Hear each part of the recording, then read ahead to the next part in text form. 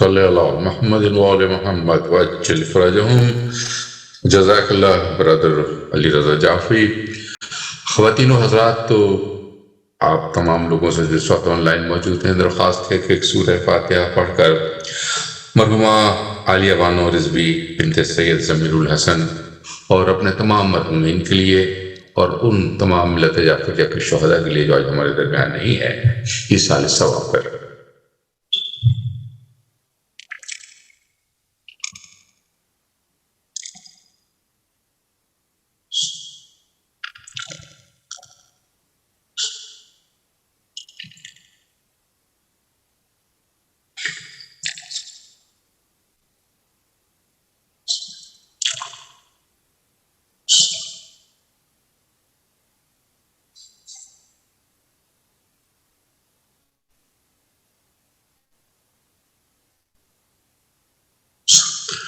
اور اب میں درخواست کروں گا ہاشم رضوی سے سلام پیش کریں گے.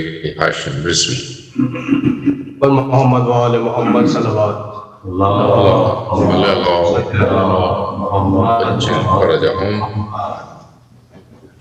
دیکھا جب باپ کا لاشا تو سکینہ روئی.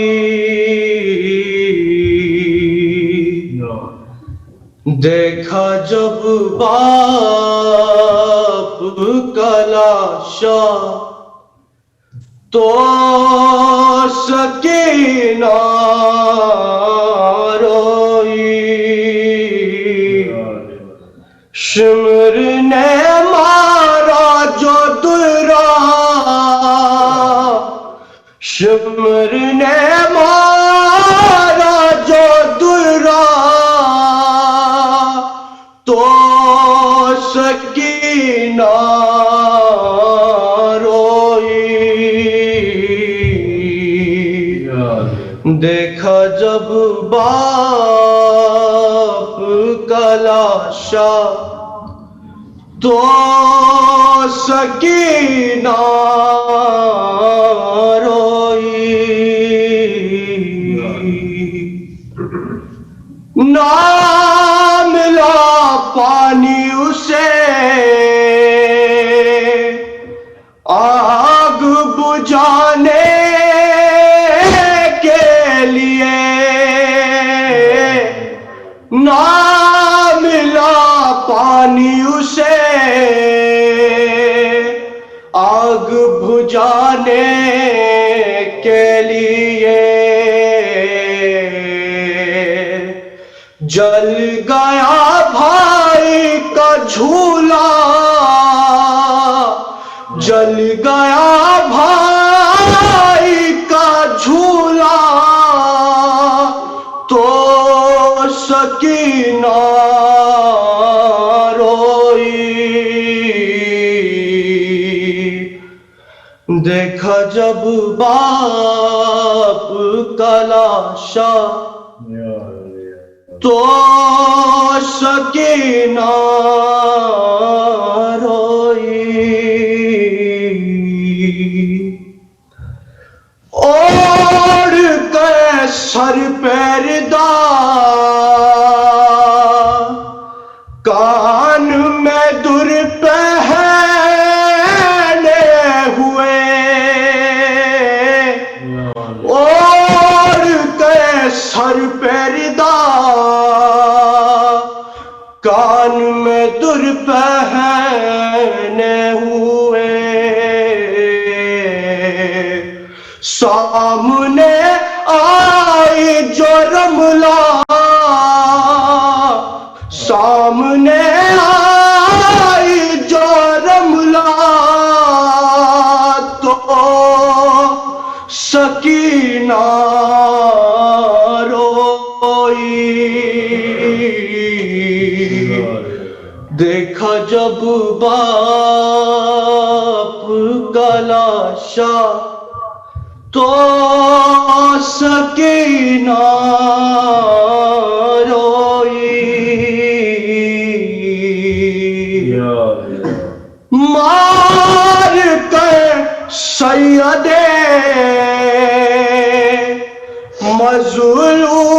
کے ہونٹوں پہ چھڑی مار کے سیدے مظلوم کے ہونٹوں پہ چڑھی جب ہنسا حاکم کوفہ جب ہنسا حاکم کوفہ تو سکینہ روئی دیکھا جب باپ کا لاشا تو سکینہ روئی پر محمد وآل محمد صلوات محمد وعجل فرجہم. جزاک اللہ ہاشم رضوی. اور میں یہ بتاتا چلوں آپ لوگوں کو کہ اس مجلس سے جو مرحومہ عالیہ بانو رضوی کے برسی کے سلسلے منعقد ہو رہی ہے، جناب قبلہ مولانا نصرت بخاری صاحب خطاب فرمائیں گے، جو اس وقت ہم سے ہمارے ساتھ موجود ہیں. اور اب میں درخواست کروں گا فارس رضوی سے ایک سلام کو پیش کریں گے. جناب فارس رضوی.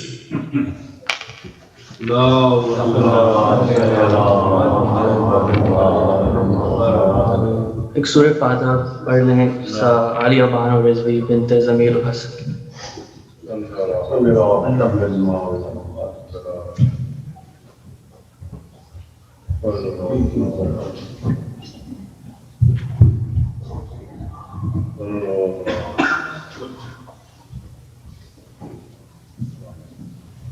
صلوات ہے امت والوں.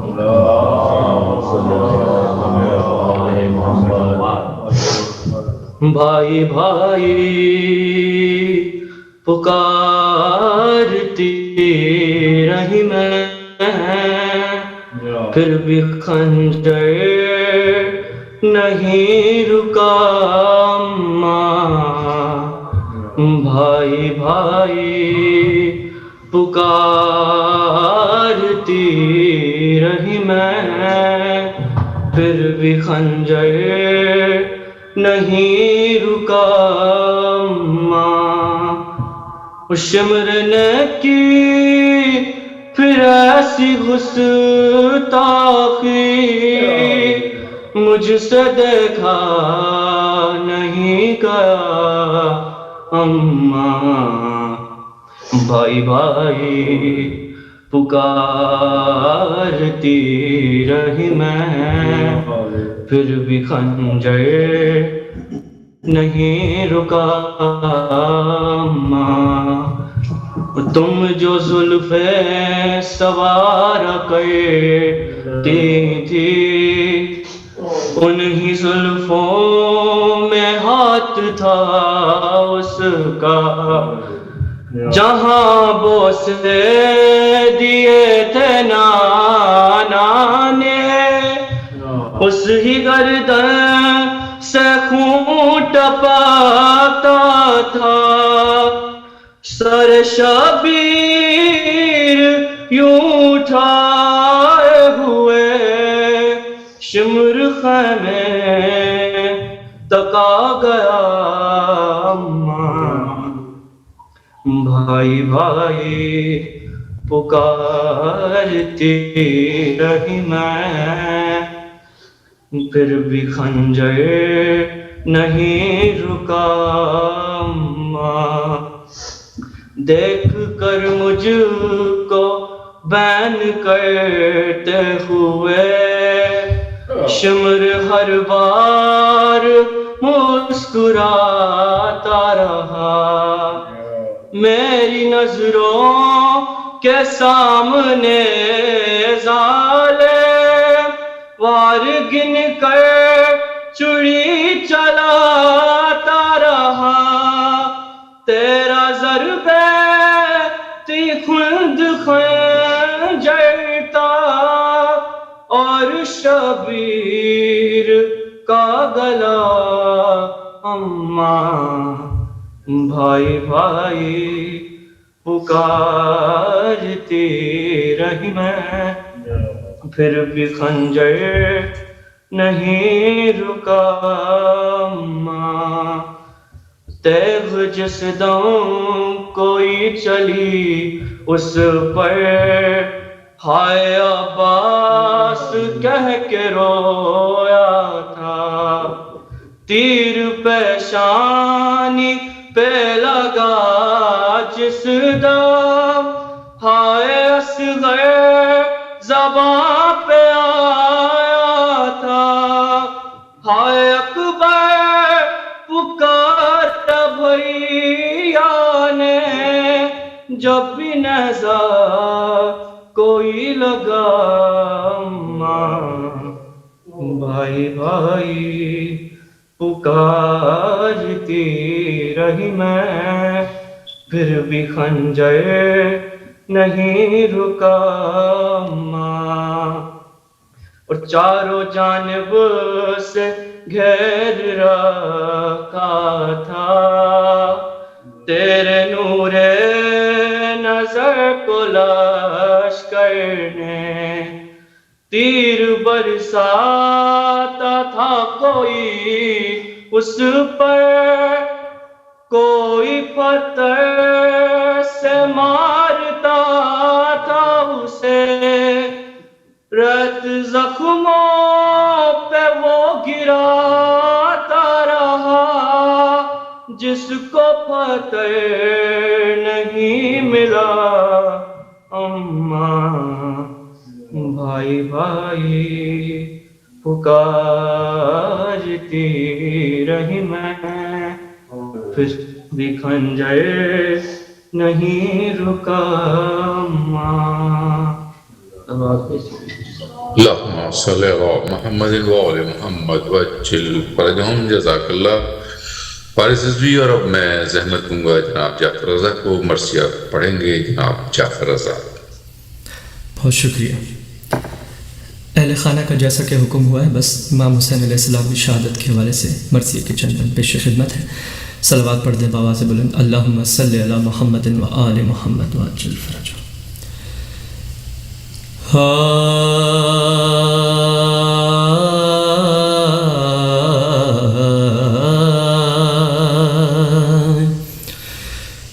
جب کٹ گیا زہرا کا چمن دشتے بلا میں، شامل ہوا پیاسوں کا لہو خاکے شفا میں، کوئی نہ رہا فوج ماں میں، دو سرا میں، اور گھر گیا حیدر کا پسر اہل جفا میں، تیر آتے تھے ہر سمت سے،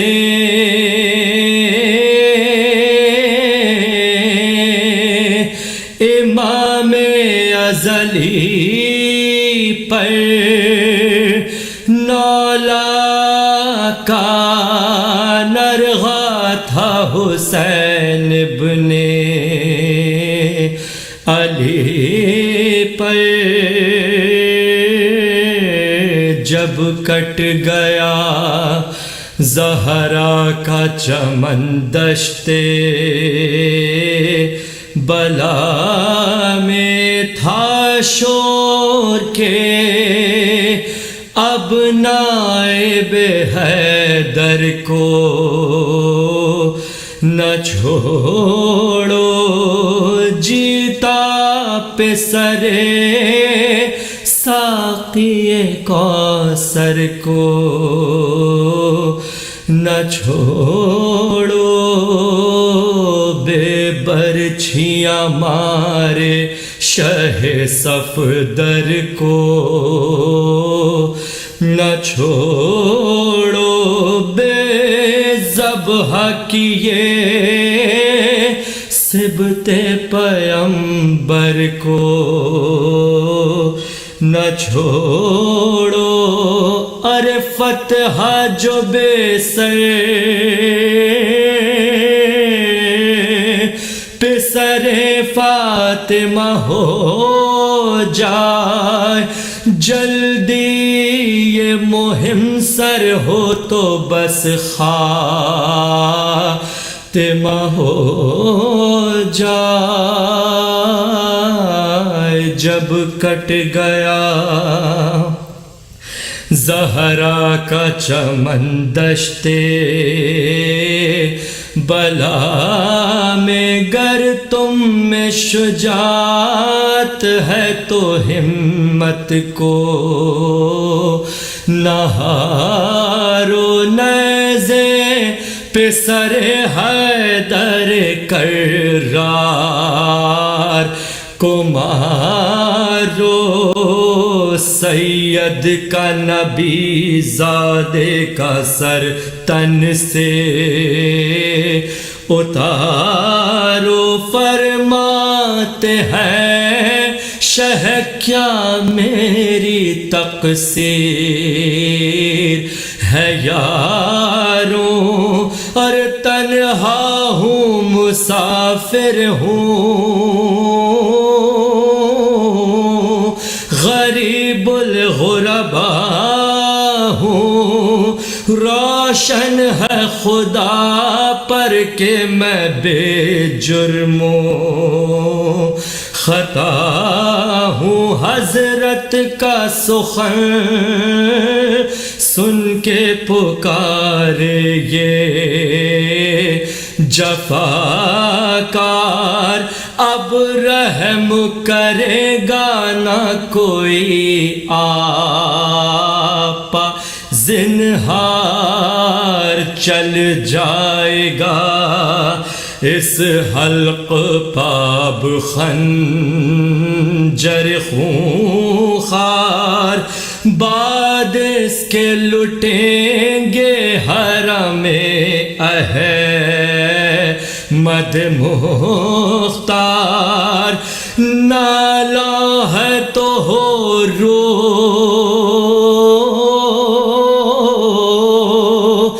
رسول دو سرا کی، اترے گردا بنت شہ عقدہ کشا کی،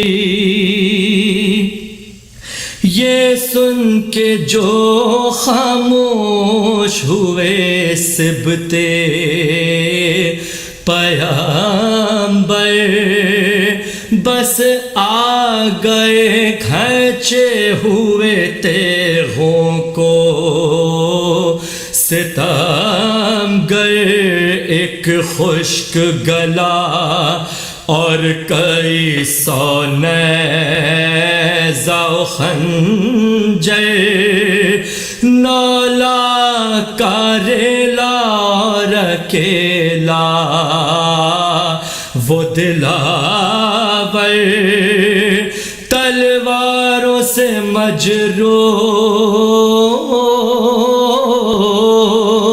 جو ہونے لگے مولا، خیمے کی طرف دیکھ کے رونے لگے مولا، چلائے یہ حیدر کے ہے آنکھوں میں اندھیرا، اے فاطمہ بتلاؤ کدھر لال ہے میرا، خونخواروں نے کس جا میرے معصوم کو ہے گھیرا، خنجر تو نہیں حلق پا جلادوں نے پھیرا، چلائی کے دنیا سے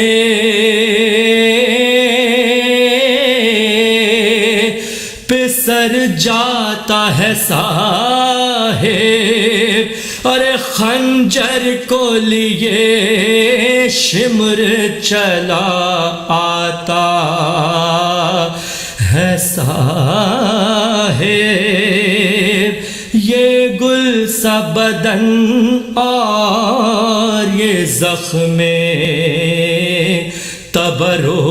تبروتیر، لگتی ہے کبھی سینے پہ برچھی، کبھی شمشیر گرنے پہ جھکا جاتا ہے سر، حال ہے تغییر دنیا میں کچھ دم کا ہے مہمان میرا شبیر،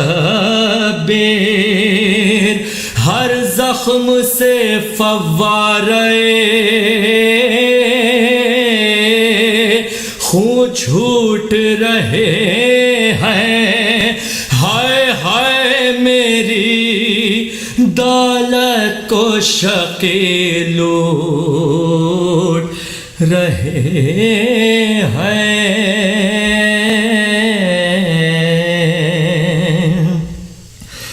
جب کٹ گیا زہرا کا چمن دشتے بلا میں، صلوات پر محمد و آل محمد۔ صلی اللہ محمد و آل محمد وجل فرجہم۔ یہ تھے جناب جعفر رضا جو اپنے مخصوص انداز میں مرثیہ خوانی کر رہے تھے۔ اب میں مؤدبانہ گزارش کروں گا قبلہ مولانا نصرت بخاری صاحب سے، قم سے ہمارے ساتھ ہیں۔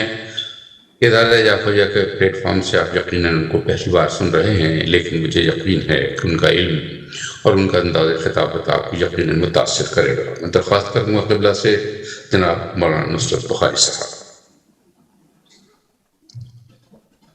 اعوذ باللہ من الشیطان الرجیم، بسم اللہ الرحمن الرحیم۔ سب سے پہلے درخواست ہے سورہ فاتحہ کی تمام مومنین، مومنات، مرحومین، تمام علماء، تمام شہداء، اپنے تمام مرحومین کو، خاص طور پہ عالیہ بانو رضوی بنت سید ضمیر الحسن، علی عباس رضوی ابن سید مرتضی حسین، محمد عباس رضوی ابن سید مرتضی حسین، علی محمد رضوی سچے ابن سید یاور اعظمی، استاد سید صفت جعفر، شہید قاسم سلیمانی اور شہید عارف حسینی کے روح کو پڑھ کر بستے ہیں۔ بسم اللہ الرحمن الرحیم، الحمدللہ رب العالمین الرحمن الرحیم مالک یوم الدین، صراط الذین انعمت علیہم بسم اللہ الرحمن الرحیم۔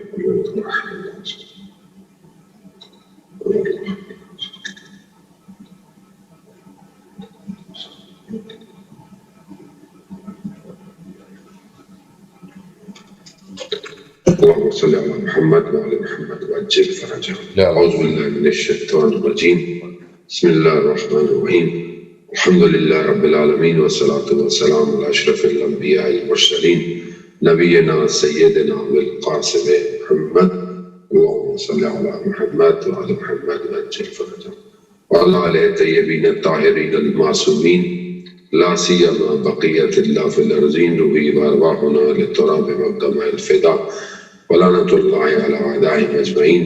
بسم الله الرحمن الرحيم، رب اشرح لي صدري ويسر لي أمري واحلل عقدة من لساني يفقهوا قولي، أما بعد فقد قال الله تبارك وتعالى في كتاب الحكيم والقرآن المجيد، وما خلقت الجن والإنس إلا ليعبدون۔ عزیزان محترم، مجلس جو ہے وہ مجلس ترحیم عیسیٰ علیہ السلام کی مجلس ہے، اور پروردگار ہمیں توفیق عطا فرمائے کہ بہرحال جو ہم سے بیان ہو ہم اس پہ خود بھی عمل پیرا ہوں، اور اگر ہماری گفتگو کسی لائق قابل قبول ہو تو پروردگار اس کا ثواب ہمارے مرحومین جن کی مجلس ہے ان کی روح کو پہنچے۔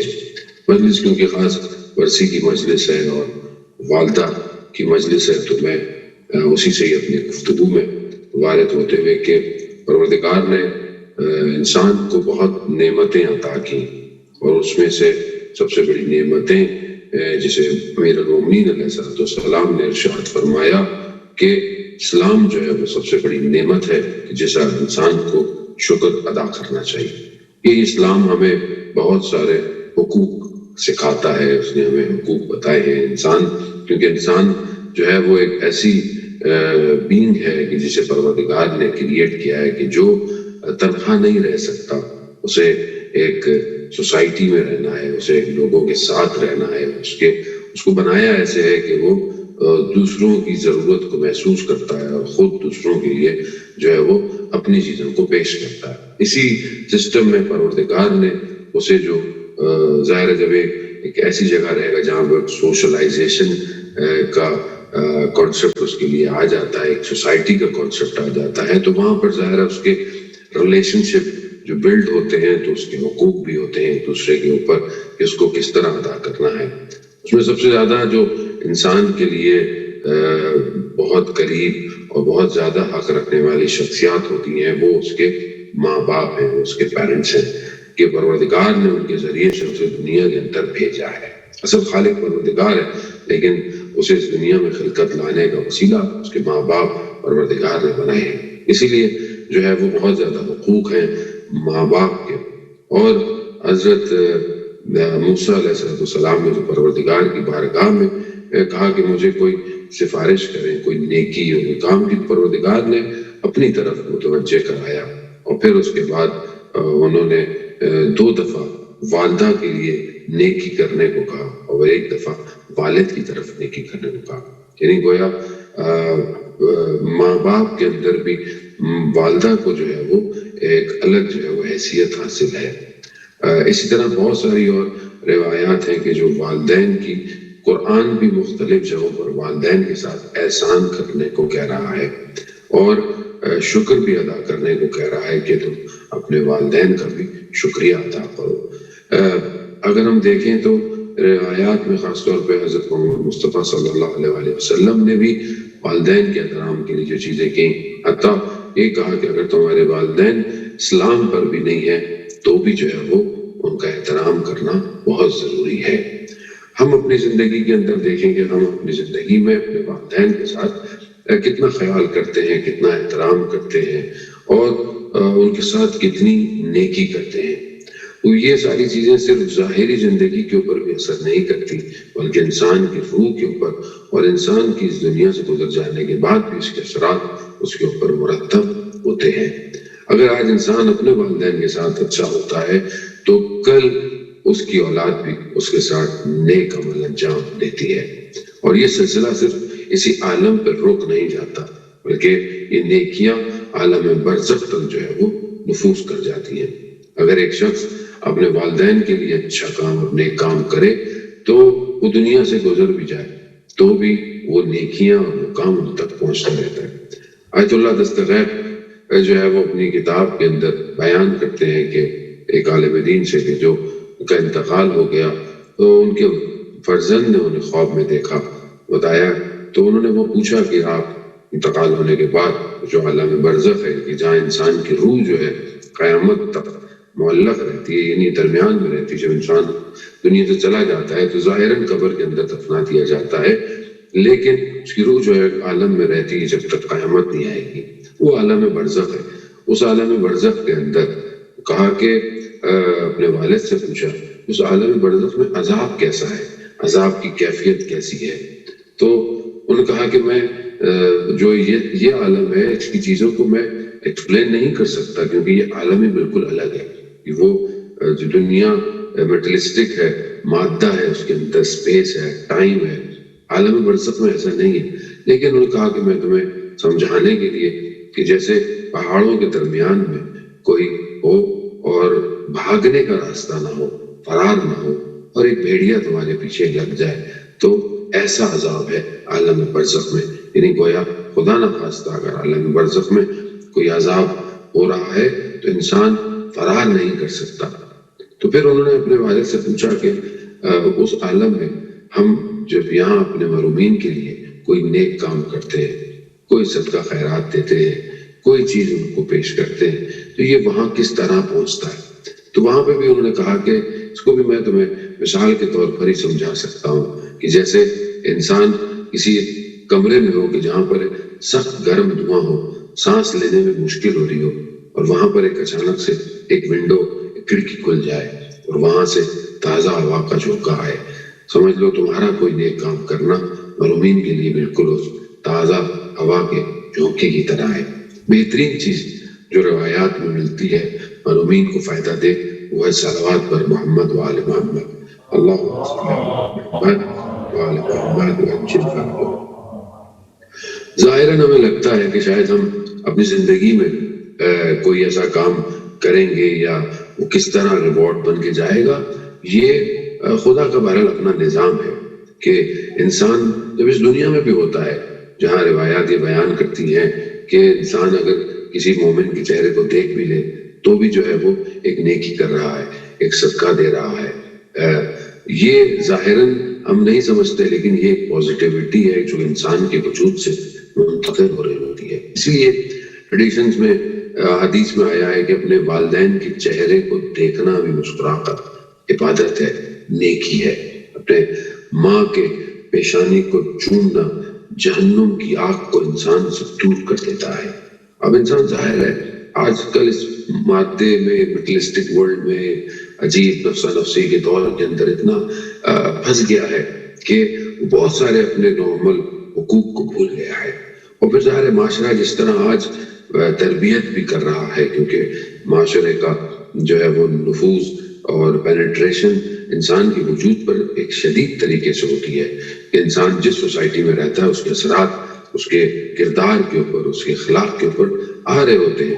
آج کل کا معاشرہ ظاہر ہے سوشل میڈیا اور ظاہر ہے لاک ڈاؤن کی سچویشن, ہر آدمی جو ہے وہ یا موبائل کے آگے ہے یا ٹی وی کے آگے ہے یا کسی بھی چیز کے آگے ہے بہرحال, لیکن وہاں سے جو ریفلیکشن ہیں وہ زیادہ زیادہ انسان کو ایک مادے کی صورت میں ٹریٹ کرتی ہے. ایک کنزیومر ورلڈ کے اندر انسان بھی ایک کنزیومر پروڈکٹ کی طرح یوٹیلائز ہو رہا ہے اور اسی کے اندر اس کی کردار بھی ویسے ہی ہوتا جا رہا ہے. وہ ہر چیز کو اپنے نفع اور نقصان یعنی پروفٹ اور لاس کے اندر دیکھ رہا ہوتا ہے کہ اگر کسی کے ساتھ وہ ریلیشن بھی قائم کرے گا تو اس کو فائدہ کیا ہے, کسی کو چھوڑ دیتا ہے تو اس کو نقصان کتنا ہوتا ہے. اسی دور کے اندر ظاہر ہے انسان اخلاق جو ہے وہ تنزل کی طرف جا رہا ہے. انسان ظاہری طور پر ترقی کر رہا ہے, انسان ظاہری طور پر مارس پہ جانے کی باتیں کر رہا ہے, لیکن انسان اپنے آس پاس کی اخلاقیات کو کھو بیٹھا ہے. یہی وجہ ہے کہ آج شاید ماں کی پیشانی پر چومنا انسان کو بہت مایوب سا محسوس ہو. آج ماں کے ہاتھ کا بوسہ لینا کہ جو اس کے لیے اتنا کام کرے, اس کے لیے خدمت کرتی ہے, ایک عجیب سا لگے گا. بلکہ دوسری طرف والدین کو بھی کہ جہاں روایات ہے کہ اپنے بچے کو دن میں اتنی دفعہ بوسہ لو, اس کو اپنے سینے سے لگاؤ تاکہ اس کے اندر اعتماد پیدا ہو, کانفیڈنس پیدا ہو. یہ ساری چیزیں آہستہ آہستہ بہت دور ہوتی جا رہی ہیں کیونکہ ہم بہرحال آپس میں کنیکٹڈ تو ہیں لیکن اسی میڈیا کے ذریعے سے, اسی ورچوئل ورلڈ کے ذریعے سے کنیکٹڈ ہیں.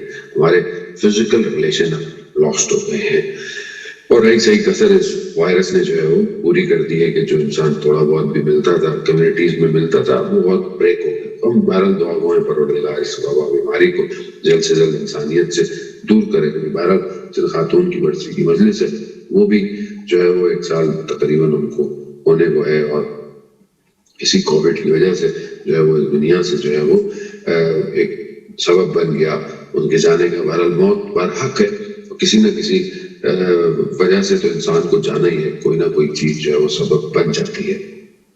وہاں پر انسان جو ہے وہ اس عالم کے اندر, اس حالات کے اندر جو بہت زیادہ مادی ہے وہاں بہت زیادہ ضرورت ہے عزیزان محترم, کیونکہ سب میں نے ہم جتنے بھی جی لیں بہرحال ہم سب نے ایک نہ ایک دن جانا ہے. ہمیں روایات اور تعلیمات اہل بیت علیہ الصلوۃ والسلام اور قرآن کی تعلیمات یہی سکھاتی ہیں کہ ہم اس دنیا کو ایک وسیلہ قرار دیں آخرت میں کمال تک پہنچنے کا. ہم اس دنیا کو ہدف قرار نہ دیں, ہم اس دنیا کو اپنا مقصد نہ بنائیں, ہم اس دنیا کے پیچھے اتنا نہ بھاگیں کہ پھر ہم آخرت سے دور ہو جائیں. اصل انسان کی زندگی آخرت کے لیے بنائی گئی ہے. اس آخرت کے لیے ظاہر ہے اسے اپنے ریلیشنز کو بھی اچھا رکھنا ہے اور سب سے بڑا ریلیشن اس کا اپنے پروردگار کے ساتھ ہے, اس کا رابطہ اپنے خدا کے ساتھ ہے. اگر اس کنیکشن کو اس نے اچھا کر لیا تو وہ کامیابی کی طرف بڑھے گا. چاہے وہ اس دنیا میں ہو چاہے وہ دنیا سے چلا جائے. والدین بھی وسیلہ بنتے ہیں اس دنیا میں آنے کا، اور اس کے بعد والدین کی ذمہ داری ہوتی ہے بچوں کو رسالہ حقوق. اگر ہم امام جعفر صادق علیہ السلام کا ملاحظہ کریں تو وہاں پر ہمیں پتہ چلے گا کہ والدین کے حقوق کیا ہیں اور اولاد کے اوپر والدین کے حقوق کیا ہیں، وائس ورثہ دونوں کا. والدین کو بھی حقوق ہیں کہ اپنے بچے کو اچھا نام رکھیں، اس کو اچھی تعلیمات دیں، قرآن کی تعلیم سکھائیں. یہ ساری چیزیں والدین کے حقوق کے اندر آتے ہیں.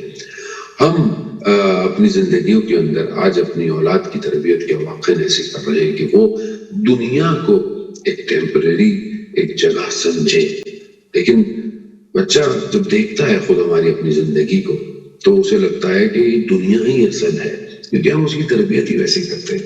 ہم اس کو چاہے اس کی چھوٹا ہو، پھر اس کے بعد اس کی اسکولنگ ہو، چاہے اس کی کالج ہو، چاہے یونیورسٹیز ہو، چاہے اس کا کیریئر ہو، ہم خود اس کو جو چیزیں دے رہے ہوتے ہیں، اس کے لیے جو ڈیزائن کر رہے ہوتے ہیں، وہ خود اس وادیوں میں آ کر اپنے آپ کو کھو جاتا ہے اور پھر اس کے لیے اس سے باہر نکلنا مشکل ہو جاتا ہے. آج ظاہراً دیکھنے کو ویسٹ کی زندگی بہت اچھی نظر آتی ہے، لیکن اگر اولاد کی صحیح تربیت نہ ہو تو آپ خود مستحضر ہیں کہ اولاد ایک ٹائم پہ آ کر اپنے والدین کو چھوڑ دیتی ہے.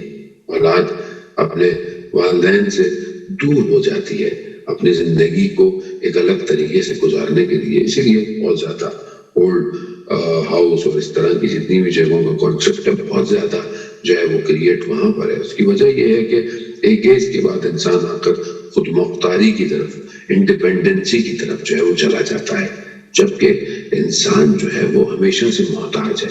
قرآن اس کے لیے خود بیان کر رہا ہے، پروردگار بندے کو کہہ رہا ہے کہ انتم الفقراء الی اللہ، تم سب محتاج ہو میری طرف، یعنی اللہ کی طرف.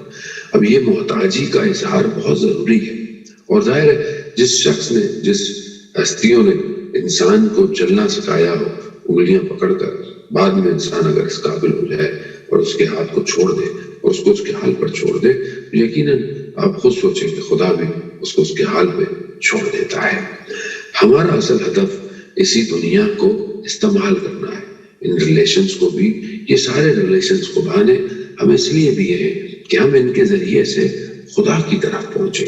اگر ہم خدا ہی کی طرف نہ پہنچیں تو پھر کیا فائدہ اس زرق اور برق کا، ان ساری چیزوں کا، ان ساری تعلیمات کا، ان ساری چیزوں کا جو ہم اپنی زندگی میں حاصل کرتے ہیں. ظاہراً ہم زندگی کو بہتر اس لیے کرتے ہیں کہ ہماری لائف اچھی گزرے، ہم اپنے اولاد کی تربیت اچھی کر سکیں، ان کو اچھا گھر دے سکیں، ان کو اچھی چیزیں دے سکیں. لیکن یہ ساری اچھائیاں جو ہم دے رہے ہوتے ہیں، اگر یہ اچھائیوں دیتے دیتے اگر وہ خدا سے دور ہو جائے، یہ تعلیمات اہل بیت سے دور ہو جائے، تو پھر ہم نے سب کچھ لاس کر دیا. خدا کا شکر ہم عطا کریں کہ پروردگار نے ہمیں ایک ایسے مکتب سے جوڑا ہوا ہے، ایک ایسے سسٹم سے جوڑا ہوا ہے کہ جس میں ہم اپنے بچوں کی تربیت بہت بہترین کرتے ہیں. جیسا کہ ابھی ماشاءاللہ یہ جوان سلام و مرثیہ پڑھ رہے تھے، تو یہ ایک بہت بہترین وسیلہ ہے اس مکتب سے جڑے رہنے کا. اگر خدا نہ خواستہ ہم اس گھرانے سے نہ ہوتے تو یہ تعلیمات ہم اپنی اولاد کو نہیں دے سکتے تھے. آج یہ جوان، یہ بچے پھر دنیا کی کسی اور طرف جو ہے وہ مشغول ہو جاتے ہیں. یہی وہ در ہے کہ جو جوڑ کے رکھتا ہے. اسی لیے پروردگار نے یہاں قرآن کے اندر گھروں کا ذکر کیا کہ کچھ گھر ایسے ہیں کہ جو بہترین گھر ہیں، جس میں اللہ کا ذکر جو ہے وہ بہت بلندی کی طرف جاتا ہے. جب یہ آیات نازل ہوئی تو رسول خدا صلی اللہ علیہ وآلہ وسلم سے مسجد نبوی میں پوچھا گیا کہ یا رسول اللہ، یہ کون سے گھر ہیں کہ جس کا پروردگار جو ہے وہ ذکر کر رہا ہے؟ رسول خدا ارشاد فرماتے ہیں کہ یہ گھر انبیاء کے گھر ہیں، نبیوں کے گھر ہیں. تو ایک صحابی نے مسجد نبوی میں ایک مسجد کا دروازہ، ایک گھر کا دروازہ جو مسجد میں کھلتا تھا، اس گھر کی طرف، یعنی حضرت سیدہ سلام اللہ علیہ کے گھر کی طرف جو ہے وہ اشارہ کیا اور پوچھا کہ کیا یہ گھر بھی ان میں شامل ہے؟ کہا یہ گھر ان سب گھروں میں افضل ترین گھر ہے، یعنی یہی وہ گھر ہے. عزیزان محترم، ہم خدا کا شکر ادا کریں کہ ہمارے والدین نے ہماری تربیت ایسی کی کہ ہمیں اس گھر سے جوڑ کے رکھا، اس عزاداری سے جوڑ کے رکھا، اس خوشیوں میں، غم میں اہل بیت سے جوڑ کے رکھا. یہی گھر ہر دور کے اندر دروازہ نجات ہے. اسی لیے ہم زیارت جامع کبیرہ جب پڑھتے ہیں تو وہاں پر ہم یہ کہتے ہیں کہ باب اللہ ہے، اللہ کی طرف جانے کا یہ دروازہ ہے۔ اب یہ ہمارے اوپر ہے کہ ہم اس دروازے پر وارد کیسے ہوتے ہیں۔ رسول خدا حضرت محمد مصطفیٰ صلی اللہ علیہ وآلہ وسلم نے ارشاد فرمایا، اور جو حدیث ہم بہت زیادہ سنتے رہتے ہیں کہ انا مدینۃ العلم وعلی بابھا، میں علم کا شہر ہوں اور علی اس کا دروازہ ہے۔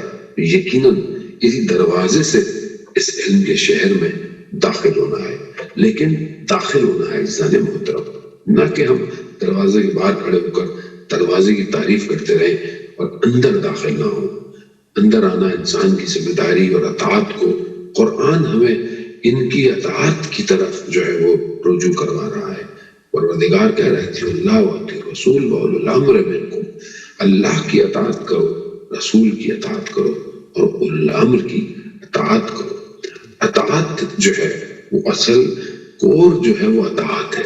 انسان اپنی زندگی میں دیکھے کہ وہ اطاعت کتنی کرتا ہے، فالو کتنا کرتا ہے، کیونکہ بہرحال محبت ہونا بھی بہت اچھی چیز ہے، بغیر محبت کے انسان آگے نہیں بڑھ سکتا، لیکن وہی کامیاب ہے کہ جنہوں نے ان کو فالو کیا، اور یہی انہی کی تعلیمات ہیں کہ جو ہمیں اس طرف بہت بہتر طریقے سے بھی متوجہ بھی کرتی ہیں، ریئلائز بھی کرتی ہیں، ان کی اپنی زندگی، ان کی اپنی سیرتیں، ان کے اپنے اصحاب کی زندگیاں، کہ یہ دنیا جو ہے، یہ دنیا انسان کو دی گئی ہے کہ اس کو اتنا استعمال کرے کہ وہ خدا تک پہنچ جائے۔ اور ہم اپنی زندگیوں میں دیکھیں کہ کیا ہم اپنی زندگی کو واقعاً اس طرح استعمال کر رہے ہیں۔ اب اس میں انسان جب اپنی طرف متوجہ ہوتا ہے تو کون سی چیزیں ہیں جو کہ انسان کو دنیا کی طرف کھینچتی ہیں، اور کون سی چیزیں ہیں جو کہ انسان کو اگر صحیح یوٹیلائز کرے تو انہی چیزوں کے ذریعے خدا تک پہنچ سکتا ہے۔ چند چیزیں ہیں کہ جو انسان کی زندگی کے آس پاس گھوم رہی ہوتی ہیں۔ ایک انسان خود ہے، یعنی اپنا اس کا نفس ہے، اپنی جان ہے۔ دوسرا اس کا مال ہے، یعنی جو اس نے بہرحال زندگی میں کمایا ہے، بنایا ہے۔ اور تیسری چیز اس کی اولاد ہے، یعنی انسان بہرحال خدا نے اولاد دی ہے، ساری چیزیں۔ اب یہ اولاد، اس کا گھر، اس کا مال، اور وہ خود، اب خود میں اس کا سٹیٹس بھی ہے، اس کی ڈیزگنیشن بھی ہے، اس کی پوسٹ بھی ہے، اس کا اپنا نفس بھی ہے، ساری چیزیں خود انسان سے ریلیٹڈ ہے۔ اور آخر میں اگر جو بہت زیادہ امپورٹنٹ چیز ہوتی ہے وہ انسان کی اپنی جان ہے کہ وہ کس لیے استعمال کر رہا ہے۔ یہی چیزیں انسان کو آہستہ آہستہ اگر صحیح یوٹیلائز نہ کرے تو انسان کو خدا سے دور کر دیتی ہے۔ اس لیے قرآن ان ساری چیزوں کو اگر یہ خدا سے دور کرے تو ان کی مذمت کرتا ہے، انہیں فتنہ کہتا ہے، اور لیکن اگر یہی چیزیں خدا کے قریب کر دیں تو انہیں نعمت کہتا ہے انسان۔ اب یہ زینت بھی بن جاتی ہے یہ ساری چیزیں اگر صحیح استعمال نہ ہو۔ میں اپنی زندگی میں جس چیز کے پیچھے بھاگ رہا ہوں، چاہے وہ میرا نام ہو، میرا ڈیزگنیشن ہو، میری پوسٹ ہو، میری شہرت ہو، یہ ساری چیزیں مجھے اس کے پیچھے میں بھاگ رہا ہوں، یہ ایک سراب ہے، یہ ایک دھوکہ ہے۔ اور یہ دھوکہ انسان جو ہے وہ اپنی زندگی میں اسے محسوس نہیں ہوتا کہ وہ کہاں جا رہا ہے۔ ظاہری طور پر وہ لگ رہا ہوتا ہے کہ وہ بہت آگے کی طرف بڑھ رہا ہے، لیکن وہ بعض اوقات یہ ساری چیز دھوکہ ہے۔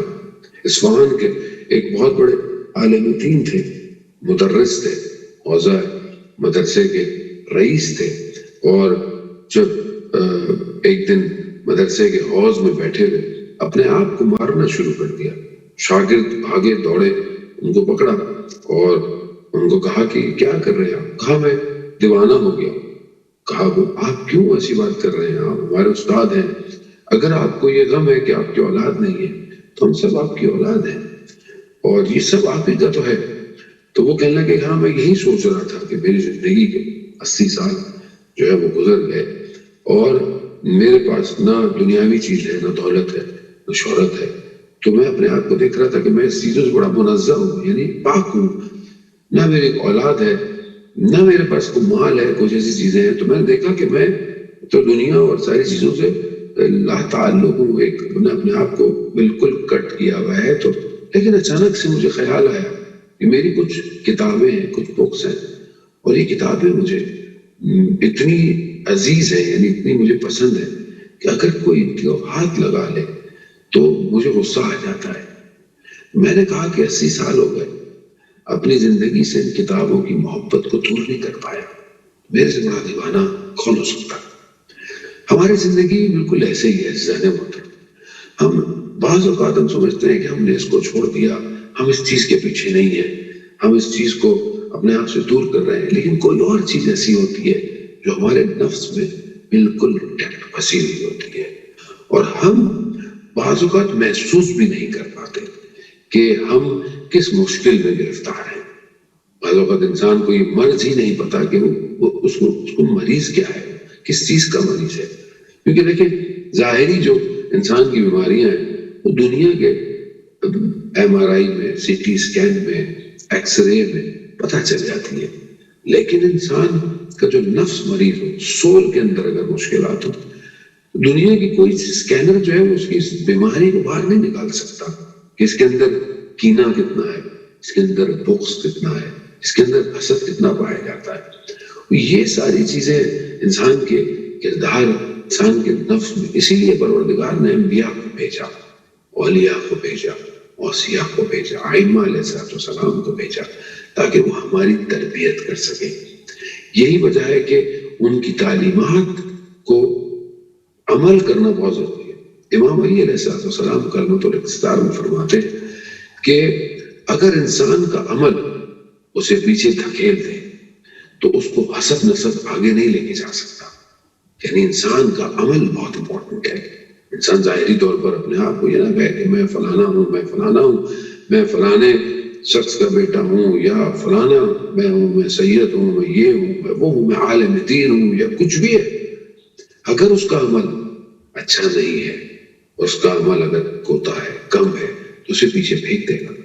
اور اس کا حسب نسب, اس کا چاہے کچھ بھی ہو, وہ جتنا بھی کسی اچھی فیملی سے تعلق رکھتا ہو, وہ اسے آگے نہیں لا سکتے, کیونکہ خدا کے یہاں معیار تقویٰ ہے.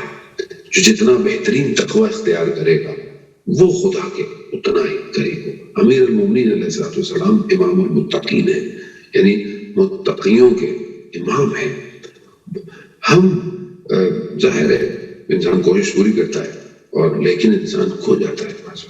انسان ہجرت کرتا ہے, مائگریشن کرتا ہے, مائگریٹ کرتا ہے. آپ لوگوں نے بھی, یا آپ کے استاد نے, آپ کے پیرنٹس نے بہرحال اگر کیا ہوگا کہ ایک اچھے کام کے لیے, ایک اچھے ایجوکیشن کے لیے, ایک اچھے لائف کے لیے, لیکن یہ ہجرت, یہ مائگریشن بعض وقت انسان کی خود سے باہر ہو جاتی ہے. یعنی انسان خود اپنے آپ سے مہاجرت کر جاتا ہے, اپنے آپ سے مائگریٹ کر جاتا ہے, کھو جاتا ہے.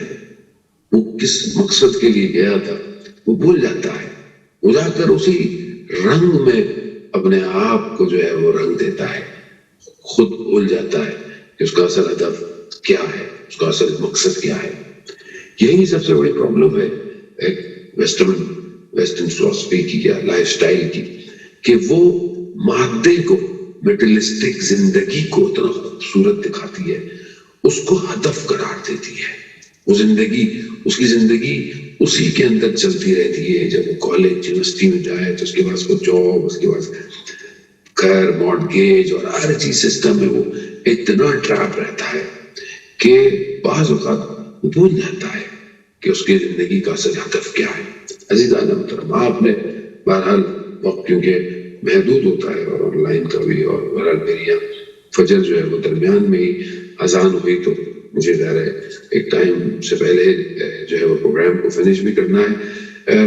انسان جو ہے اس دنیا کے اندر جس سسٹم میں پھنس جاتا ہے یا پھنس گیا, یہ صرف آج کا انسان نہیں ہے, یہ ہر دور کا انسان اسی سسٹم میں ہر طریقے سے پھنسا ہے.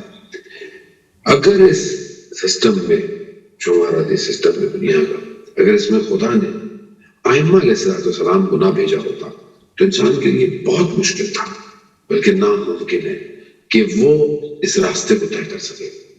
امامت ایک ایسا سسٹم ہے کہ جو انسان کو نجات دینے کے لیے پروردگار نے بھیجا ہے. امام کی ہستی ہوتی ہی ایسی ہے کہ جو انسان کو بچا لیتی ہے. ہر دور کے اندر ائمہ علیہ السلام نے لوگوں کو نجات دی.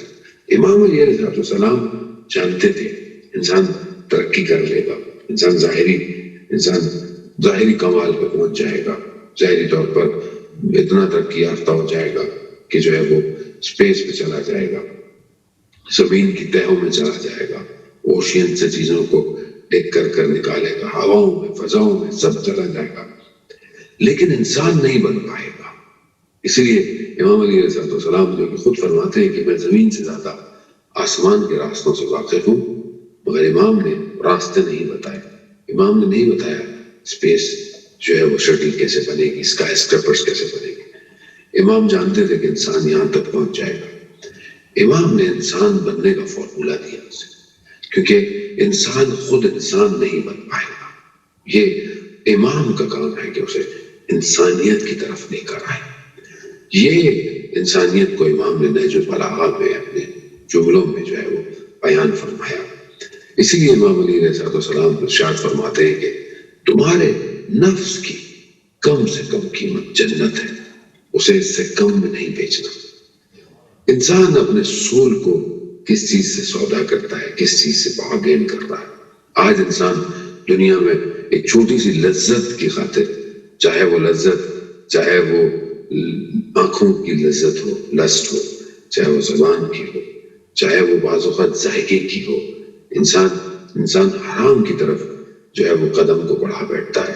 خوب انسان اتنا قیمتی ہے اور اپنے آپ کو چھوٹی سی لذت، چھوٹے سے ایک پلیجر کے لیے لاسٹ کر بیٹھتا ہے، جبکہ امام کہہ رہے ہیں تمہاری کم سے کم تمہاری قیمت تمہاری جنت ہے، یعنی اپنے آپ کو بیچنا ہے تو خدا کی رضا کی خاطر بیچو۔ جنت اصل میں خدا کی رضا ہے، خدا جس چیز سے راضی ہے وہی جو ہے وہ انسان ہیون میں اور بہشت میں جا سکتا ہے۔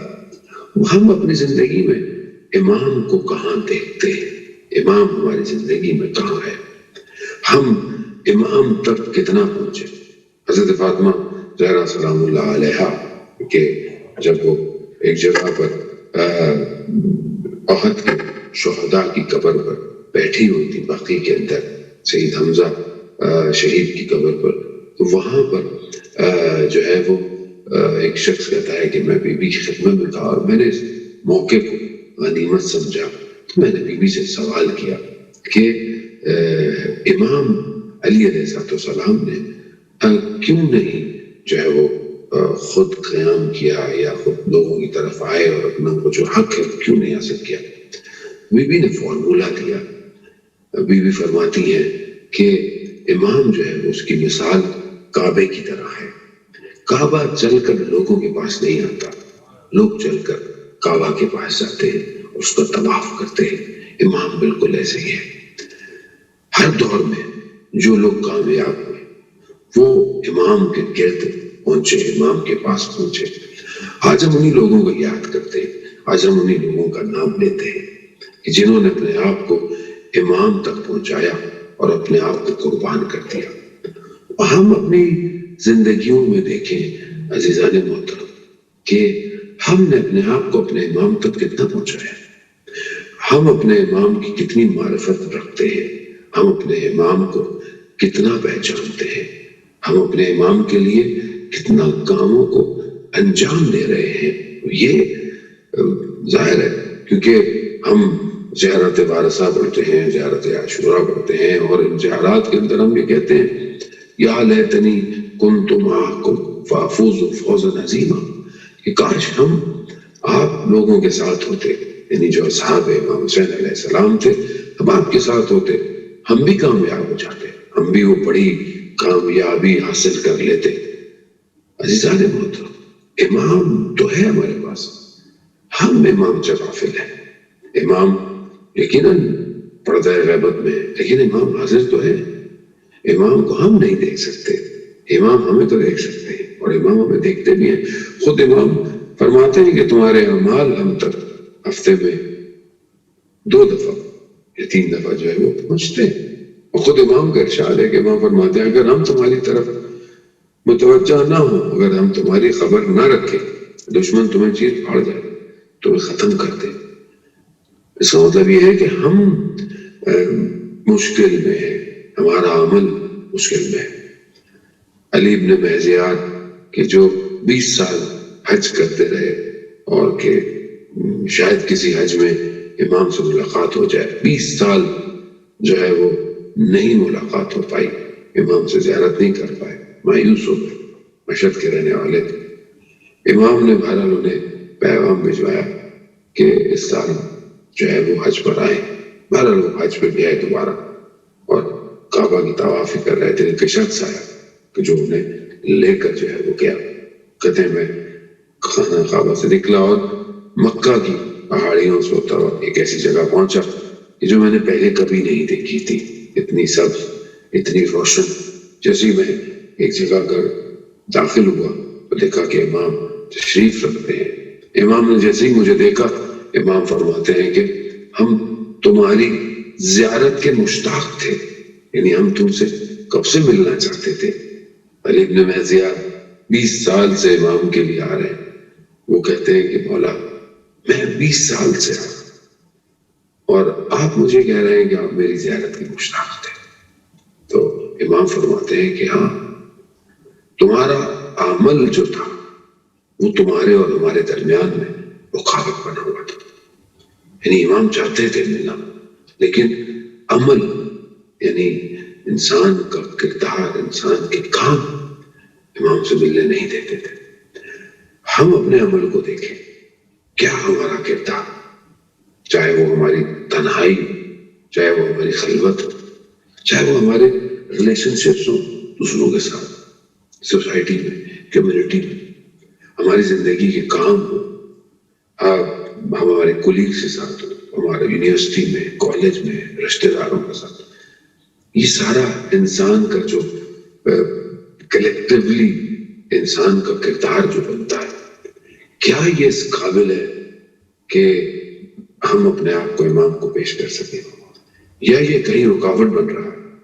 کیونکہ ہم خود آیت اللہ عظمہ بہجت رضوان اللہ تعالیٰ علیہ ارشاد فرماتے تھے کہ ہمارا عمل ہے جو پردوں کی طرح, ایک کرٹن کی طرح ہمارے اور امام کے درمیان میں حائل ہو گیا ہے. ہم غفلت میں ہیں, ہم امام کو نہیں دیکھ پا رہے, ہم امام کے لیے تیار نہیں ہیں.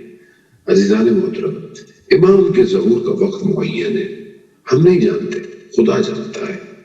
لیکن اس وقت تک پہنچنے کے لیے ہمیں فرصت دی گئی ہے, ہمیں ٹائم دیا گیا ہے کہ انسان اس کو بہتر طریقے سے یوٹیلائز کرے اور امام تک پہنچ جائے. ماہ شعبان کے آخری چند دن ہیں کہ بار روایات میں بہت زیادہ آیا ہے کہ ان چند دنوں میں خاص طور پہ امام رضا علیہ السلام کی وہ دعا کہ ہم دعا کریں کہ پروردگار اگر باقی اس ایام کے, اس مہینے کے باقی دنوں میں اگر تو نے میری مغفرت نہیں کی تو جو باقی رہ گئے میری اس میں مغفرت کر دے. زیادہ زیادہ دعا کو انسان خدا کی بارگاہ میں کرے. آخری دنوں میں 3 دن روزے اگر رکھ لیتا ہے انسان, تو امام جعفر صادق علیہ السلام فرماتے ہیں کہ یہ روزے جو ہے وہ 2 ماہ کمپلیٹ روزے شمار ہو جاتے ہیں کہ جب وہ ماہ رمضان کے روزوں کے ساتھ کنیکٹ ہو جاتا ہے. اب یہ فرصتیں انسان کے وجود کو پاک کرنے کے لیے.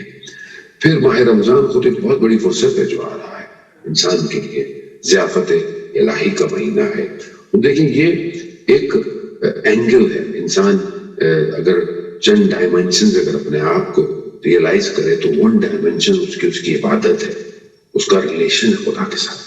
جب یہ اس کو صحیح کرنے کی کوشش کرے گا تو پھر اس کو اس کی ذمہ داریاں سمجھ میں آئیں گی. اس کی ذمہ داری کیا ہے؟ وہ ایسا نہیں ہو سکتا کہ انسان صرف مصلے پر جائے, نماز پر بیٹھ جائے, ہاتھ میں تسبیح پکڑ لے, بولے کہ بس میں یہی کرتا رہوں, مجھے اس سے کیا کہ دنیا میں کیا ہو رہا ہے, مجھے اس سے کیا کہ میری اولاد کیا کر رہی ہے, میرے ریلیشن شپ میں میری کوئی ذمہ داری ہے, کمیونٹی میں مجھے اپنا کردار ادا کرنا ہے, رول پلے کرنا ہے, مجھے اس سے کیا. یہ انسان, ایسا انسان خدا کو ریکوائرڈ نہیں ہے. انسان وہی ریکوائرڈ ہے کہ جو کاروان میں شامل ہو گیا. بڑے بڑے لوگ تھے جن کو امام حسین علیہ السلام نے خط لکھے مگر رہ گئے. کامیاب کون ہوا؟ وہ کامیاب ہوا کہ جنہوں نے لبیک یا حسین کہا. کامیاب وہ ہوا کہ چاہے وہ جیسا بھی تھا پہلے, چاہے وہ تاجر تھا, چاہے وہ غلام تھا, چاہے وہ کرسچن تھا, چاہے وہ جو بھی تھا, چاہے وہ فقی تھا حبیب نے مظاہر کی طرف, لیکن جب نامہ آیا, جب پیغام آیا اور جب امام نے بلایا تو وہاں رکا نہیں. اس نے اپنے قدموں کو بڑھایا. چاہے وہ سعید جیسا تاجر تھا عثمانی مسلک کا, لیکن جب امام نے بلایا تو سب چھوڑ کر امام کی طرف آ گئے۔ عزیزان محترم، یہ ضروری ہے کہ انسان جب اپنے آپ کو عبادی طور پر پاک اور صاف کرتا ہے، انسان جب متوجہ ہوتا ہے تو اصل ہدف اس کا اپنے وقت کی امام کی اطاعت ہے۔ اگر انسان اپنے وقت امام کی اطاعت نہ کرے، کہے کہ میں تہجد بھی پڑھتا ہوں، میں قرآن بھی پڑھتا ہوں، میں یہ بھی پڑھتا ہوں، میں نیکیاں بھی کرتا ہوں، میں بہت ڈونیشن دیتا ہوں، میں یہ کرتا ہوں، کسی کام کی نہیں، کیونکہ اصل جو کور ہے ہر چیز کی ایکسیپٹنس کا، وہ ولایت ہے، وہ امامت ہے۔ وہ کتنا ہے ہمارے پاس، اسے ہم کتنا ایکسیپٹ کرتے ہیں، کتنا فالو کرتے ہیں۔ یہی وجہ ہے کہ ہمارے وقت جو ہے وہ اصحاب امام حسین علیہ السلام کو یاد کرتے ہیں کہ انہوں نے ہی ہمیں وہ ایک صحیح راستہ دیا، ایک صحیح راستہ بتایا ہر دور کے اندر۔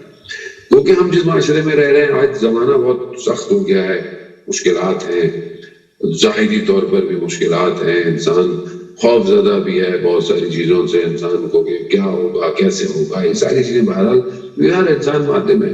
لیکن جب انسان کربلا کی وادی میں اترتا ہے تو وہاں پر اپنے ہر چیز سے بے خطر ہو جاتا ہے، سارے خوف اس کے ختم ہو جاتے ہیں۔ جب رات کو شب عاشورہ شمع بجھا دی گئی، کہا کہ چلے جاؤ جہاں بھی جا سکتے ہو، کیونکہ امام نے بشارت بھی دے دی، کہا کہ ان کو مجھ سے مسئلہ ہے، تم لوگوں سے نہیں۔ لیکن کوئی نہیں کیا، کہنے والوں نے یہ کہا کہ ہم آپ کو چھوڑ کر کہاں جائیں، اصل زندگی آپ ہیں، اصل حیات آپ ہیں۔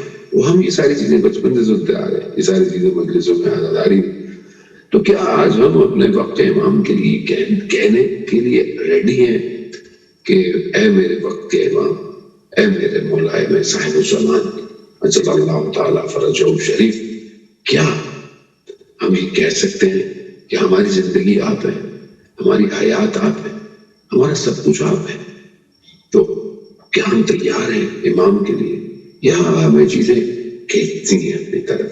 کیا وہ کاروان جو کربلا کی طرف جا رہا تھا اور امام نے سب کو دعوت دی، کوئی یہ کہہ کے نہیں آیا کہ میرا گھوڑا لے لے، میری تلوار لے لے مولا، میں نہیں آ سکتا، کہیں خدا نہ خواستہ یہ جو کاروان تیار ہو رہا ہے ظہور کے لیے، کیا ہم اس کے اندر ہم یہ تو نہیں کہہ رہے مولا یہ چیز لے لے میری، یہ چیز لے لے؟ میں تیار نہیں۔ خدا نہ خواستہ یہ نہ ہو کہ یہ کاروان گزر جائے اور ہم رہ جائیں۔ اصل صاحب عذاب وقت کا امام ہے، اصل حضرت علی کا بھی جو بارث ہے وہ وقت کا امام ہے۔ اینا میں تب مقتول ہے کربلا، کہاں ہے وہ جو کربلا کا بدلہ لے گا؟ اللہ نے بہرحال آپ کی زحمتوں کو میں تمام کرتا ہوں۔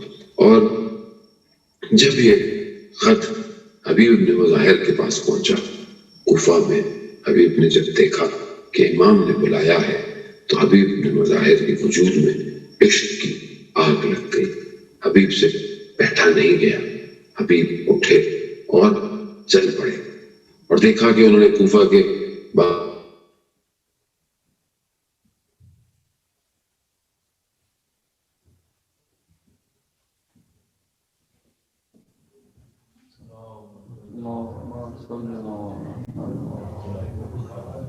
وعجل فرجهم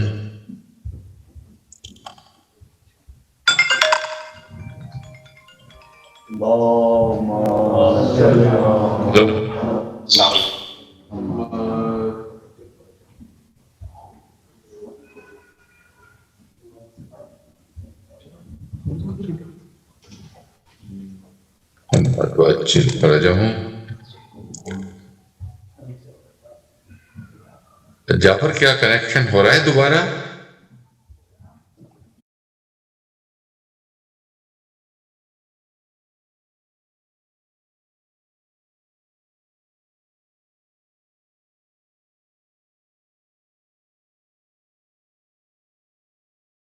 سوچ کے یا پوچھ کے مسلم اسی قدموں کے ساتھ جو ہے وہ نکل چلے۔ یہ ہے امام کی طرف اپنے وجود کو قربان کرنا۔ روز عاشورہ جب حضرت مسلم نے اوسجا کو ضربت لگی اور زخمی ہوئے اور میدان میں گر گئے تو حبیب جو کہ دوست تھے پہنچے. حبیب جانتے تھے کہ خود بھی نہیں رہیں گے، مگر پھر بھی کہا مسلم کوئی وصیت ہے؟ مسلم نے کہا کہ ہاں ایک وصیت ہے. اشارہ کیا امام حسین علیہ السلام کی طرف، کہا کہ حبیب جب تک زندہ رہنا زہرا کے لال کا ایک بال نہ ٹوٹے. اللہ اکبر، یعنی اپنے آپ کو قربان کر دینا.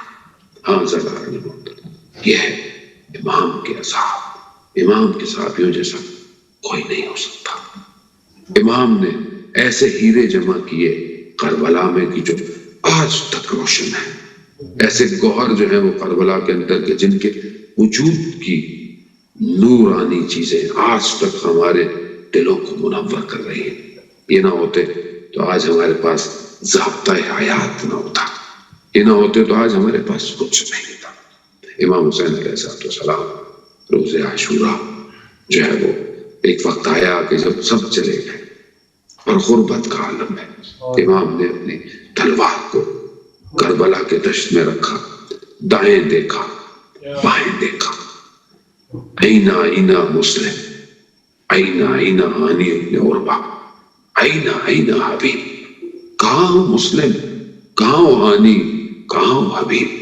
مگر کوئی نہیں تھا. عزیزان محترم، یہ سیدہ خلال دشت کربلا میں اکیلا تنہا رہ گیا. وقت رخصت اپنی بہن سے جب جدا ہو کر نکلے، یہ تو وہی جانتے ہیں کہ کس طرح اپنی بہن سے انہوں نے جو ہے وہ رخصتی لی ہوگی. مقاتل بیان کرتے ہیں، سلام سن رہے تھے آپ اس بچی کا. مقاتل کہتے ہیں کہ امام نے اپنی اس چھوٹی سی بچی سے بھی رخصت لی ہے. وقت آیا کہ جب امام جا رہے تھے تو بچی نے امام سے کہا، بابا وہ بچی کہ جو صبح سے یہ دیکھ رہی ہے کہ جو گیا وہ واپس نہیں آئے. بھائی علی اکبر گئے واپس نہیں آئے، آئے بھی تو کیا ہے. چچا عباس گئے واپس نہیں. بھائی علی اصغر گیا، کیسے واپس آئے؟ ہاں کہا کہ اب بابا بھی جا رہے. تو بچی مقتل کہتا ہے کہ بچی نے کہا، بابا ہمیں مدینہ واپس چھوڑا. امام حسین فرماتے ہیں، بیٹا اب وقت گزر چکا ہے. آزادار احمد، یہ پڑھنا بڑا آسان ہے، کہنا بڑا سخت ہے، مگر یہ وہ بچی جانتی ہے اور وہ والد جانتا ہے کہ کس طرح آخری وقت میں جدا ہوئے. جب باپ اپنے گھر سے جاتا ہے اور جن کی بیٹیاں ہیں وہ جانتے ہیں کہ بچی اپنے بابا کے سے چپکتی ہے، آ کے اس کے کپڑوں کو پکڑتی ہے. اور چھوٹی بچی ہو تو یہی پوچھتی ہے، بابا کب آئیں گے، آپ کب واپس آئیں گے. اور جو یہ باپ جانتا کہ اب گیا تو واپس نہیں آئے گا، تو آپ اس کیفیت کو کیسے سمجھیں گے؟ کون سمجھے اس درد کو جو امام حسین کا تھا اور اس بچی کا تھا. امام حسین گئے اور امام حسین نے بہرحال اپنی جنگ کو کیا. آواز آئی اور امام نے اپنا سب کچھ جو ہے وہ رزن پہ قضا ہی تسلیماً امر ہی کہہ کر اپنے وجود کو خدا کی بارگاہ میں دے دیا. اور وہ بچی جب کہتے ہیں کہ جب اپنے بابا کے بدن پر جا کر پہنچی ہے آخری وقت میں، اور جب بیٹیاں باپ اندازوں پر آتی ہیں تو بڑے پیار سے ہٹایا جاتا، بڑی محبت سے ہٹایا. مگر اس بچی کو پیار سے نہیں بلکہ تازیانوں سے، آنچوں سے ہٹایا گیا. آزادار محترم، غم تو مصیبتیں بڑی ہیں، انسان نہیں پڑھ سکتا ان ساری چیزوں کو، مگر اس آخری جملے آپ سے اور التماس سے دعا کہ جب یہ بچی جو ہے وہ شام کے زندان میں جب اس نے اپنے بابا کے سر کو پایا نا، بڑے عرصے کے بعد، بڑے پورے سفر میں تو بابا کو سر کو صرف نیزے پہ دیکھتی رہی اور کچھ کہہ نہ پائے، لیکن جب شام کے زندان میں سر ملا تو وہاں پر بچی نے اپنے بابا سے گفتگو کی نا، تو اسے بہرحال مختلف طریقے سے بیان کیا گیا. بچی نے اس کو مفہومی، شعراء نے بھی ایک بیان کیا کہ بچی کہتی ہے، بابا اس شہر کا قانون بڑا عجیب تھا، یہاں یتیموں کے سروں پہ ہاتھ نہیں رکھا گیا بلکہ تماچے مارے گئے بابا. بابا آپ کے جانے کے بعد خیموں کو آگ لگ گئی بابا. بابا آپ کے جانے کے بعد تاون میں آگ لگی بابا. بابا اگر یہ مجھ سے کہتے نا تو میں خود انہیں گوشوارے دے دیتی بابا. لعنت اللہ علی القوم الظالمین وسیعلم الذین ظلموا ای منقلب ینقلبون. پروردگار امام زمانہ کے ظہور میں تعجیل عطا فرما. ہمیں ان کے ناصروں ان کے مددگاروں میں شمار فرما. پروردگار ہماری اس قلیل سی عبادت کو اپنی بارگاہ میں قبول فرما. پروردگار ہمارے مرحومین کی مغفرت فرما. جو بھی لوگ بیمار ہیں مریض ہیں خاص طور پر بیماری اور وائرس کے ان سب کو شفاء کامل اور عاجلہ عطا فرما. پروردگار ہمیں حج عمرہ اور زیارت کی توفیق عطا فرما. پروردگار ہمیں کوئی غم نہ دے سوائے غم حسین کے. پروردگار ماہ رمضان آنے والا ہے ہمیں اس کی برکتوں کو سمیٹنے کی توفیق عطا فرما. پروردگار ہمارے گھروں کو قرآن کی تلاوت سے منور فرما.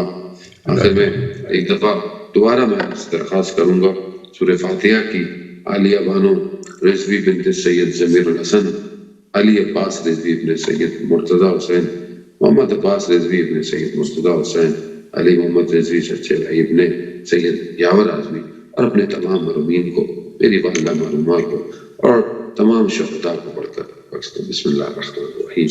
الحمد للہ رب العالمین الرحمن الرحیم مالک یوم الدین ایاک نعبد و ایاک نستعین اهدنا الصراط المستقیم صراط الذین انعمت علیہم غیر المغضوب علیہم ولا الضالین. بسم اللہ الرحمن الرحیم. قل هو اللہ احد اللہ الصمد لم یلد ولم یولد ولم یکن له کفوا احد. بسم اللہ الرحمن الرحیم. قل هو اللہ احد اللہ الصمد لم یلد ولم یولد ولم یکن له کفوا احد. بسم اللہ الرحمن الرحیم. قل هو اللہ احد اللہ الصمد لم یلد ولم یولد ولم یکن له. اللهم ارزقنا زیارت الحسین فی الدنیا وشفاعت فی الآخرہ. ماتم حسین. ماتم حسین.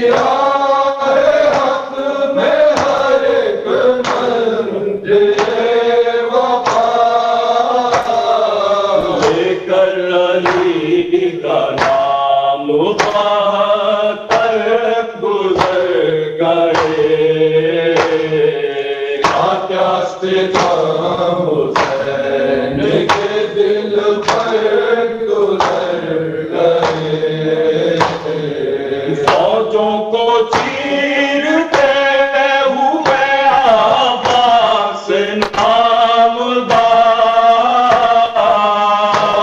کو چیرتے ہوئے عباس نامدار، افضل سے مثل ہے در و صفدر گزر گئے، کیا ستم حسین کے دل پر گزر گئے، ارمان لا تو دل میں تھی مادر لیے ہوئے، ارمان لا تو دل میں تھی مادر لیے ہوئے، بیاہ کے جوارے تو اکبر گزر گئے،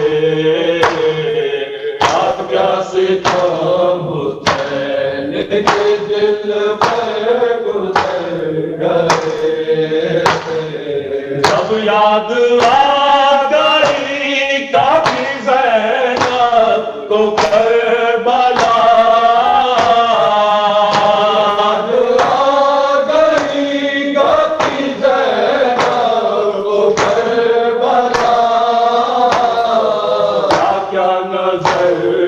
سامنے منظر گزر گئے، کیا ستم حسین کے دل پر گزر گئے، دیتی رہی دعائی بہن بات قتل شاہ،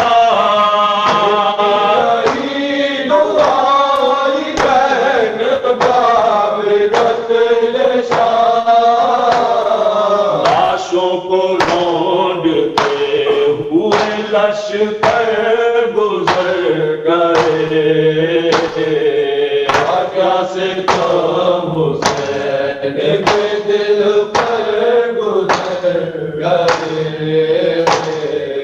دیکھا کیے ہزاروں تماشائی راہ میں،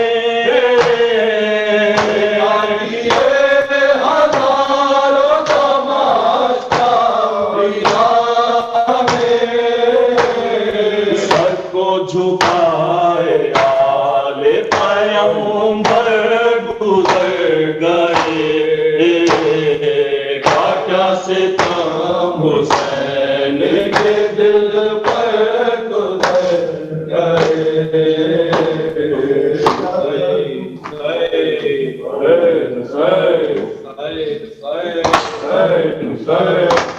غم حسین نہ ہو کم خدا کرے دل سے، غم حسین نہ ہو کم خدا کرے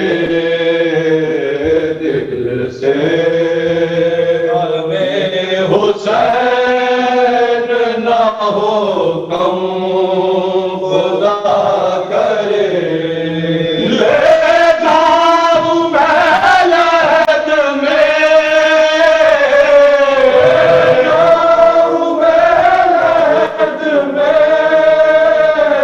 لے جاؤں میں لہد میں، یہی غم خدا کرے دل سے، ہمیں حسین نہ ہو غم خدا کرے، پہلے نشان حضرت عباس کی زیارت، پہلے نشان حضرت عباس کی زیارت، پہلے نشان حضرت عباس کی زیارت،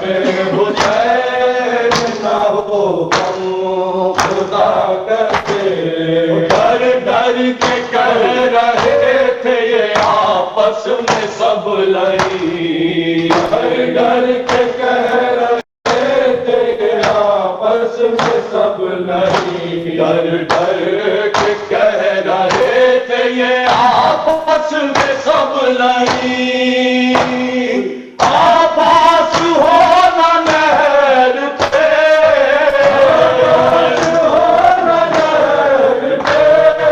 آباس ہونا نہر پہ، ہم خدا کرے دل سے ہمیں حسین نہ ہو، ہم خدا کرے، اکبر نے شہ کے سامنے توڑا تھا جیسے دو، اکبر نے شہ کے سامنے توڑا تھا جیسے دو، اکبر نے شہ کے سامنے توڑا تھا جیسے دو، کوئی در نہ دیکھے، در نہ دیکھے، کوئی در نہ دیکھے، یہ عالم خدا کرے دل سے ہمیں حسین نہ ہو، غم خدا کرے دل سے ہمیں حسین نہ ہو، غم خدا کرے دل سے ہمیں حسین نہ ہو، غم خدا کرے،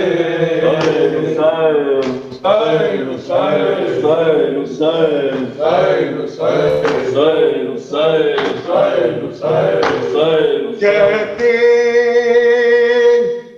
تھے ماں ہوں بھائی مئی یاد سے لپٹ گئے، ہائے ہائے علی اکبر، ہائے ہائے علی اکبر،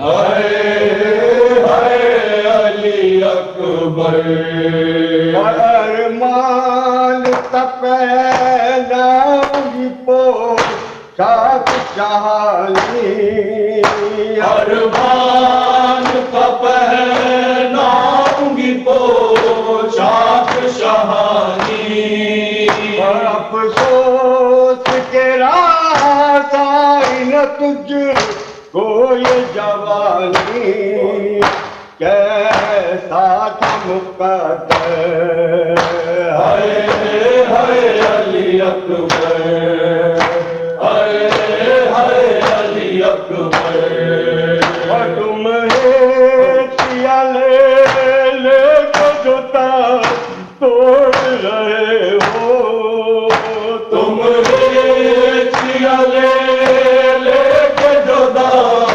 توڑ رہے ہو، ماں اور تم ہیچیا لے کے جوتا توڑ رہے ہو، تم ریچیا لے کے جدا توڑ رہے ہو، ماں سے ہمیشہ کے لیے موڑ رہے ہو، کیوں روٹے ہو دل پر، ہائے ہائے علی اکبر، ہائے ہائے علی اکبر، اور جب کوئی جوان لاش نظر آتی ہے محشر، جب کوئی جوان لاش نظر آتی ہے محشر، ایک یاد سوئے کر وہ بلا جاتی ہے محشر، دل روتا ہے کہہ کر، ہائے ہائے علی اکبر، ہائے ہائے علی اکبر،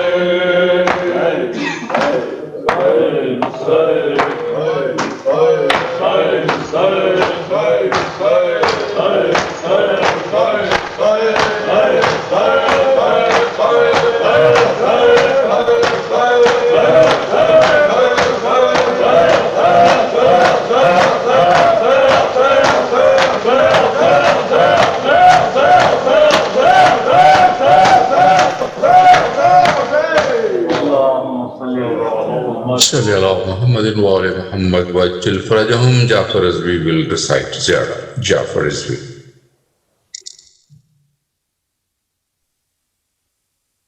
اللهم صل على محمد وآل محمد وعجل فرجهم. السلام عليك يا رسول الله، السلام عليك يا نبي الله، السلام عليك يا علي بن أبي طالب يا أمير المؤمنين، السلام عليك يا فاطمة الزهراء عليه السلام بنت رسول الله، السلام عليك يا خديجة الكبرى، السلام عليك يا حسن بن علي المجتبى ابن أمير المؤمنين، السلام عليك يا أبا عبد الله وعلى الأرواح التي هلت بفنائك، عليك مني سلام الله أبدا ما بقيت وبقي الليل والنهار، ولا جعله الله آخر لحظي مني لزيارتكم. السلام على الحسين وعلى علي بن الحسين وعلى أولاد الحسين وعلى أصحاب الحسين، السلام عليك يا سيد الشهداء بأرض كربلاء، خصوصا سيدي ومولاي يا أبو الفضل العباس ابن أمير المؤمنين وأختك زينب يا أم المصائب وأم كلثوم. السلام عليكم يا أهل البيت النبوة ومعدن الرسالة ورحمة الله وبركاته. السلام عليك يا علي بن موسى أيها الرضا بالقدر والقضاء يا غريب الغرباء. السلام عليك يا صاحب العصر والزمان، الأمان الأمان الأمان وفتنة بزمان. السلام عليك يا شريك القرآن، السلام عليك يا خليفة الرحمن. سيدي عجل الله تعالى فرجك وسهل له مخرجك وظهورك، وجعلنا من أنصارك وعوانك جميعا ورحمة الله وبركاته. اللهم كن لوليك الحجة ابن الحسن صلواتك عليه وعلى عباد في هذه الساعة وفي كل ساعة وليا وحافظا وقائدا وناصرا ودليلا وعينا، حتى تسقنه أرضك طاعة وتمتعه فيها طويلا برحمتك يا أرحم الراحمين. صلوا على محمد وآل محمد وعجل فرجهم.